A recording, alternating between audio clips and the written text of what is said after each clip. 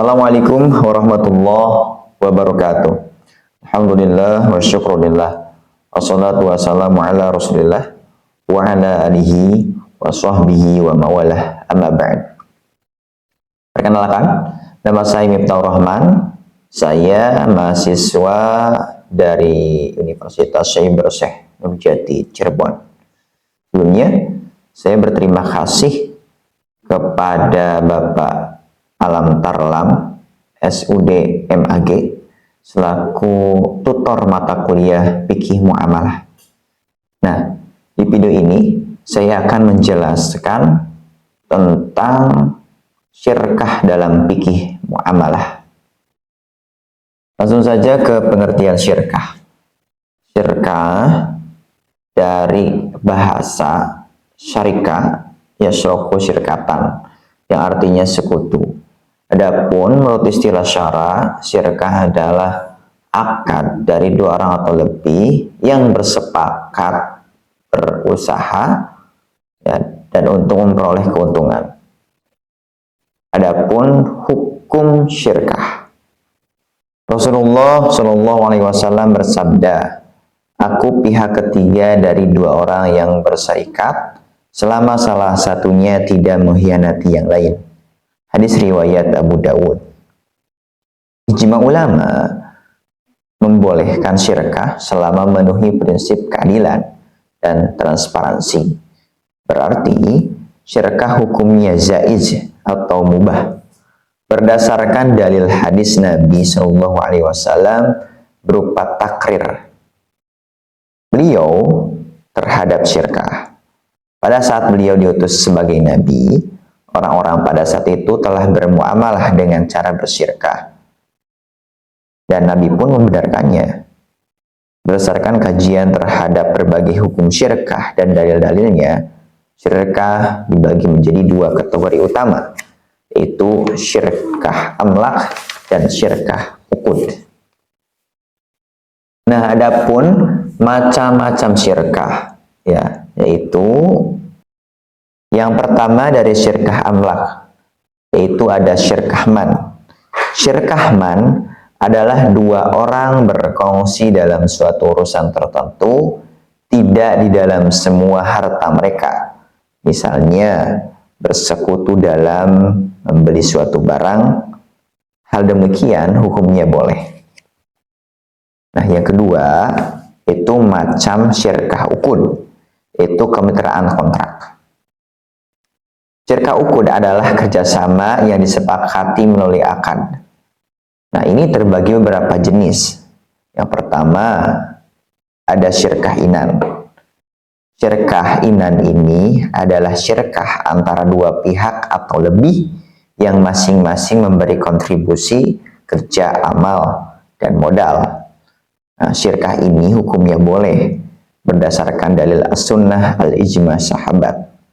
Contoh syirkah inan yaitu si A dan si B insinyur teknik sipil.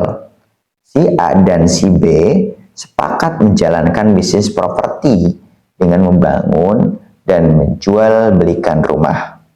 Nah, masing-masing memberikan kontribusi modal sebesar 500 juta dan keduanya sama-sama bekerja dalam syirkah tersebut.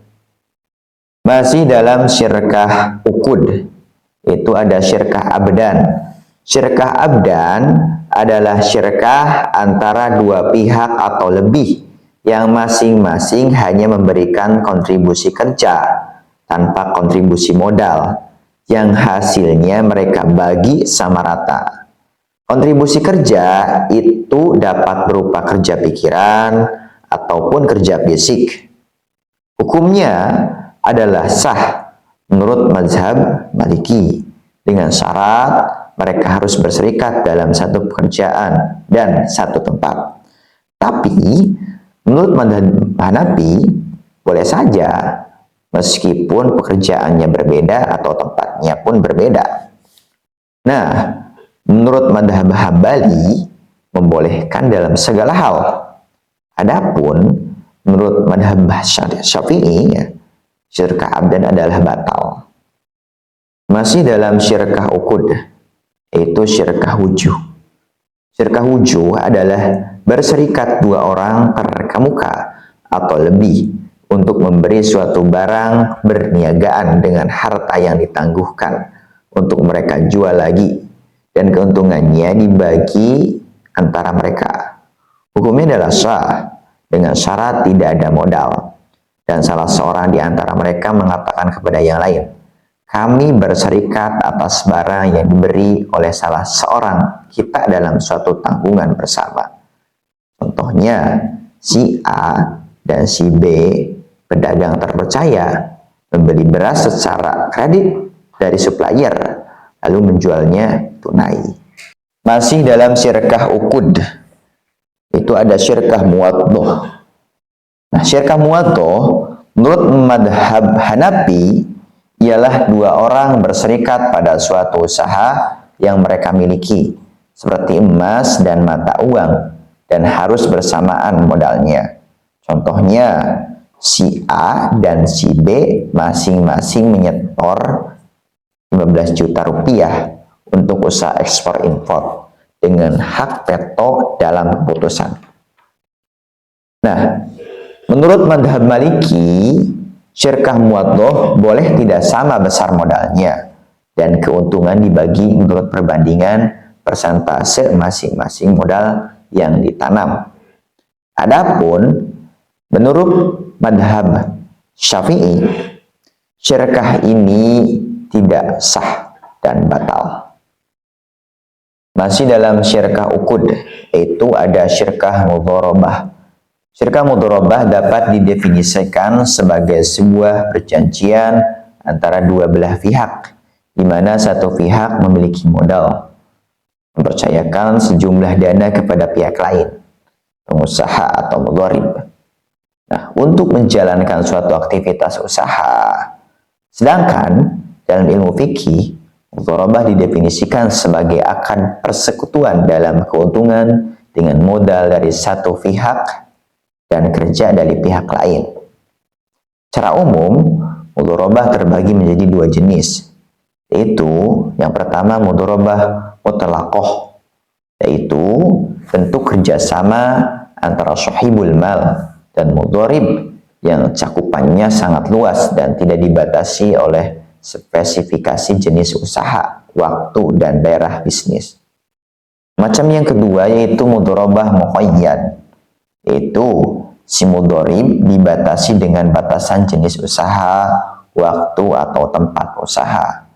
Adanya batasan ini seringkali mencerminkan kecenderungan umum si sahibul mal dalam memasuki jenis dunia usaha.